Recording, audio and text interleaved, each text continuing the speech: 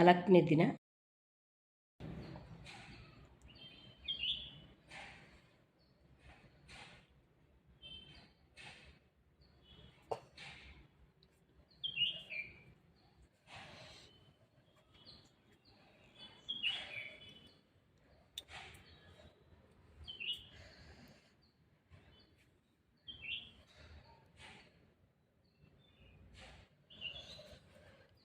ಇದು 4ನೇ ದಿನದ ಮಲ್ಲಿಗೆ ಹೂ ಬಿಟ್ಟಿರೋದು.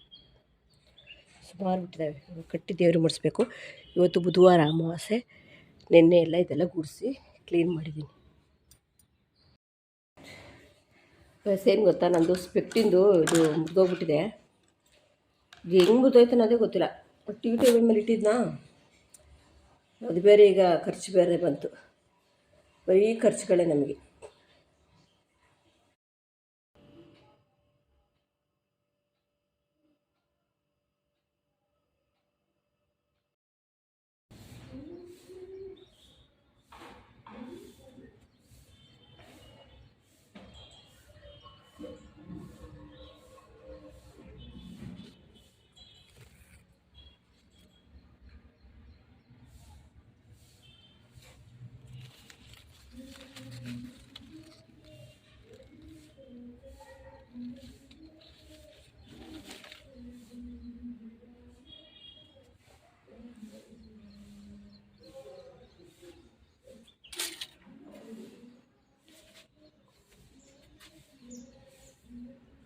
ಇದು 6ನೇ ದಿನದ್ದು ಹೂ ಬಿಟ್ಟಿರೋದು. ನಿನ್ನೆ ಬಿಟ್ಟಿತ್ತು, ಬಟ್ ನಂಗೆ ಕ್ಯಾಪ್ಚರ್ ಮಾಡೋಕ್ಕಾಗಿಲ್ಲ. ಅದು ಇದು ಕೆಲಸಗಳು.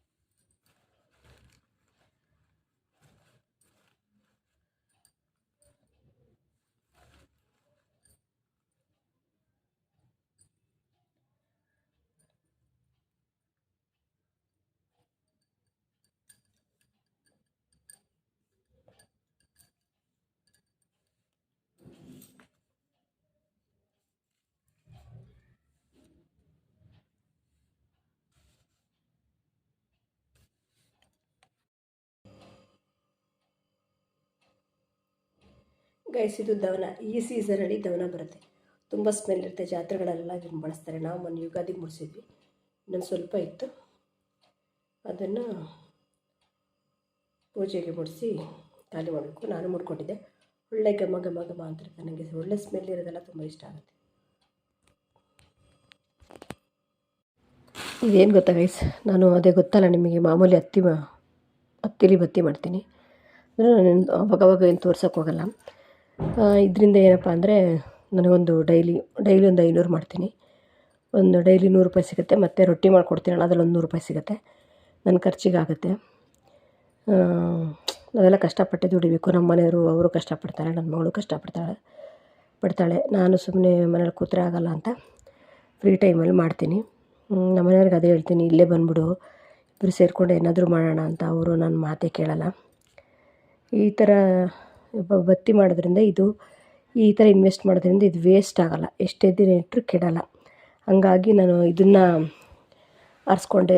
ಬೇರೆ ಬಿಸ್ನೆಸ್ಗಳಲ್ಲಾದರೆ ಲಾಸಸ್ ಆಗ್ಬೋದು, ಬಂಡವಾಳ ಹಾಕಿದ್ದು ವೇಸ್ಟ್ ಆಗ್ಬೋದು, ಸೇಲ್ ಆಗದೇ ಇರ್ಬೋದು. ಅದಕ್ಕೆ ಸದ್ಯಕ್ಕೆ ನನಗೆ ಇದೇ ಸರಿ ಅಂದ್ಕೊಂಡು ಮಾಡ್ತಾಯಿದ್ದೀನಿ. ಬೇರೆ ಏನೋ ಮಾಡೋ ಪ್ಲ್ಯಾನ್ ಇದೆ. ದೇವ್ರ ಮೇಲೆ ಭಾರ ಹಾಕಿದ್ದೀನಿ, ದೇವರೇ ನನಗೆ ಒಂದು ದಾರಿ ತೋರಿಸ್ಬೇಕು. ಎಲ್ಲ ಕಷ್ಟಪಡದೆ ಏನೂ ಬರೋಲ್ಲ, ಕಷ್ಟ ಆಗುತ್ತೆ. ಆದರೂ ಬೇಕಲ್ಲ, ದುಡ್ಡೆಲ್ಲ ಬೇಕಲ್ಲ ಜೀವನ ಮಾಡೋಕ್ಕೆ. ನಮ್ಮ ಖರ್ಚಿಗಾದರೂ ನಾವು ಸಂಪಾದನೆ ಮಾಡಬೇಕು. ಏನಪ್ಪ ಅಂದರೆ ಜವಾಬ್ದಾರಿ ಇರೋ ಗಂಡು ಮಕ್ಕಳಿಗೆ ಎಲ್ಲ ಮನೆ ಜವಾಬ್ದಾರಿ ತೊಗೊಂಡು ಇಡೀ ಮನೆ ಕೆಲಸ ಕಲ್ತ್ಕೊಂಡು ಜವಾಬ್ದಾರಿ ತೊಗೊಳ್ಳೋ ಹೆಣ್ಮಕ್ಳು ಸಿಕ್ಕಲ್ಲ. ಜವಾಬ್ದಾರಿ ಇರೋ ಹೆಣ್ಮಕ್ಳಿಗೆ ಒಳ್ಳೆ ಜವಾಬ್ದಾರಿ ಇರೋ ಗಂಡು ಮಕ್ಕಳು ಸಿಕ್ಕಲ್ಲ. ಹಲ್ಲಿದ್ದವ್ರಿಗೆ ಕಡಲೆ ಇಲ್ಲ, ಕಡಲೆ ಇದ್ದವ್ರಿಗೆ ಹಲ್ಲಿಲ್ಲ. ಏನು ಗೊತ್ತಾ, ಗಂಡ ಒಳ್ಳೆಯವನಾಗ್ಬಿಟ್ರೆ ಆವಾಗ ಹೆಂಡ್ತಿಗೆ ಚಿಂತೆ ಇರೋಲ್ಲ. ಬೇಜವಾಬ್ದಾರಿ ಹೆಣ್ಮಕ್ಳು ಸಿಕ್ಕಿದ್ರೆ ಕಷ್ಟ. ಇಡೀ ಮನೆ ಕೆಲಸ ಕಲ್ತ್ಕೊಂಡು ಜವಾಬ್ದಾರಿ ತೊಗೊಂಬಿಟ್ರೆ ಆ ಮನೆಯೇ ಸ್ವರ್ಗ ಆಗುತ್ತೆ. ಆದರೆ ಗಂಡನೇ ಜವಾಬ್ದಾರಿ ಇಲ್ಲ ಅಂದರೆ ಆ ಮನೆ ನಡೆಸೋದು ತುಂಬ ಕಷ್ಟ ಆಗುತ್ತೆ. ಎಲ್ಲದಕ್ಕೂ ಇದ್ದಿದ್ದವ್ರಿಗೆ ಅದು ಇರೋಲ್ಲ, ಅದಿದ್ದವ್ರಿಗೆ ಇದಿರಲ್ಲ. ನಾನು ಬತ್ತಿ ಮಾಡುವಾಗೆಲ್ಲ ಏನು ಮಾಡ್ತೀನಿ ಅಂದರೆ, ಸ್ನಾನ ಮಾಡಿಕೊಂಡು ಕ್ಲೀನಾಗಿದ್ದಾಗ ಮಾಡ್ತೀನಿ. ಯಾಕಂದರೆ ದೇವ್ರ ಪೂಜೆಗೆ ಮಾಡೋದಲ್ವ, ಡೇಟ್ ಅದು ಇದು ಆದಾಗಿರ ನಾನು ಬತ್ತಿ ಮಾಡಲ್ಲ. ಒಂದು 5 ದಿನ, ಒಂದು 6 ದಿನ ಸ್ಕಿಪ್ ಮಾಡ್ತೀನಿ. ಚೆನ್ನಾಗಿದ್ದಾಗ ಮಾಡ್ತೀನಿ. 5 ಜೋಡಿಸಿದ್ದೀನಿ. 5 25 ಒಂದೊಂದು ಪಾಕೆಟಿಗೆ. ಈಗೆಲ್ಲ ಪಾಕೆಟಿಗೆ ಹಾಕ್ಬೇಕು. ನೋಡೋರಿಗೆ ಇದೇನು ಮಹಾ ಕೆಲಸ ಅನಿಸುತ್ತೆ. ಎಲ್ಲವೂ ಕಷ್ಟನೇ.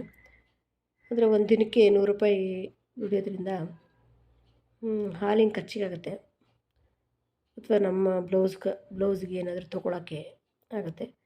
ಬಟ್ ನಾವು ದುಡಿತೀವಿ ಅನ್ನೋದೊಂದು ಕಾನ್ಫಿಡೆಂಟ್ ಇರುತ್ತೆ. ಆಮೇಲೆ ಪ್ಯಾಕ್ ಮಾಡಿದ್ದೀನಿ 25 ಒಂದೊಂದಕ್ಕೆ.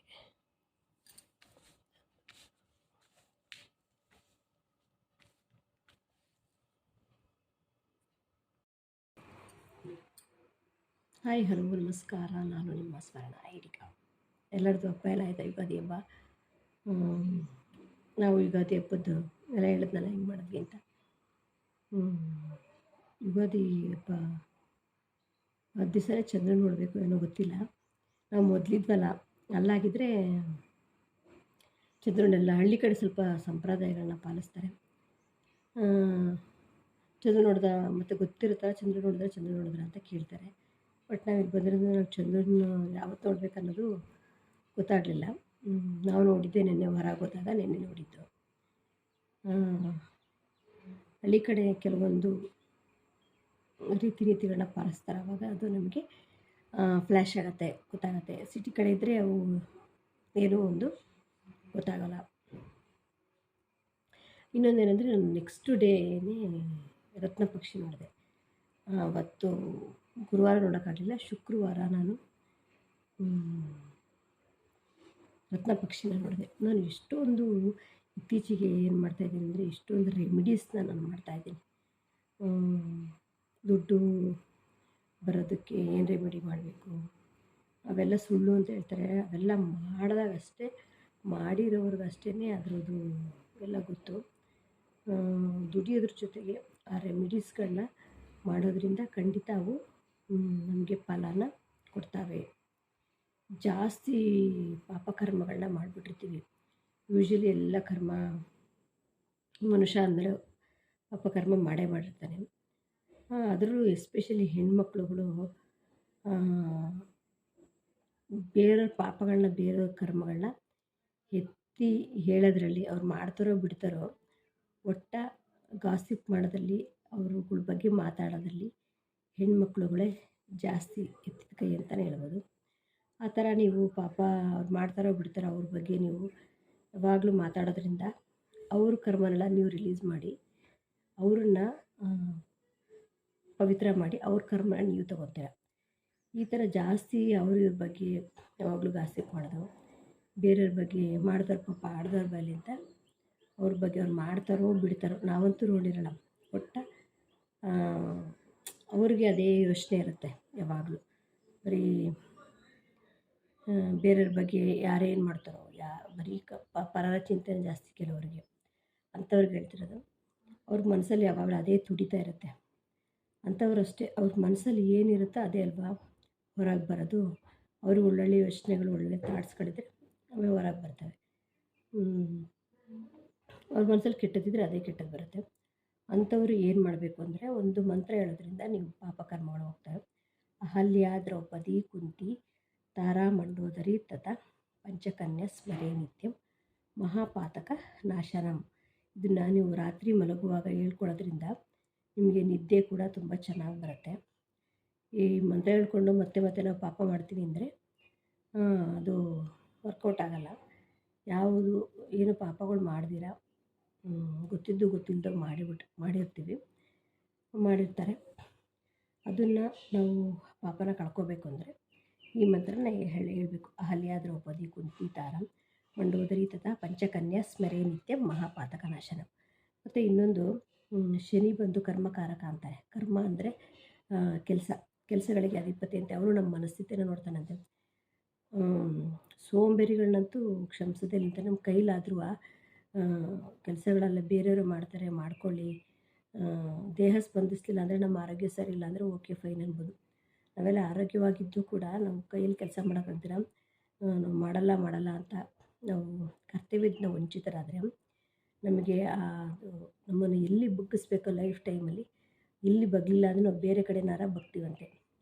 ಅಕಸ್ಮಾತ್ ಇವಾಗಲೇ ನಾವು ಸತ್ತೋಗ್ಬಿಟ್ರೆ ನೆಕ್ಸ್ಟ್ ಜನ್ಮದಲ್ಲಾದರೂ ನಮಗೆ ಚೆನ್ನಾಗಿ ನಾವು ಗಾಣದ ಎತ್ತು ಥರ ದುಡಿಯೋ ಥರ ಮಾಡ್ತಾನಂತೆ ಶನ್ಮಾತ್ಮ. ಹಂಗಾಗಿ ನಮ್ಮ ಕೈಲಾದ ಕೆಲಸ ನಾವು ಮಾಡಬೇಕು.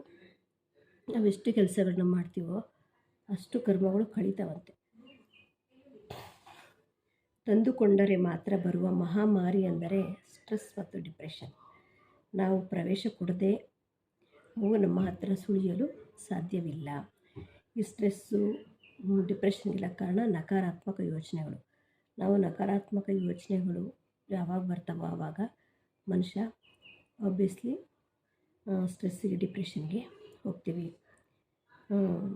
ಆಸೆಗಳನ್ನ ಕಮ್ಮಿ ಮಾಡಿಕೊಂಡಷ್ಟು ಮನುಷ್ಯ ನೆಮ್ಮದಿಯಾಗಿ ಇರ್ತಾನೆ. ಈ ವಿಡಿಯೋ ಇಷ್ಟವಾದರೆ ಲೈಕ್ ಮಾಡಿ, ಶೇರ್ ಮಾಡಿ, ಸಬ್ಸ್ಕ್ರೈಬ್ ಮಾಡಿ.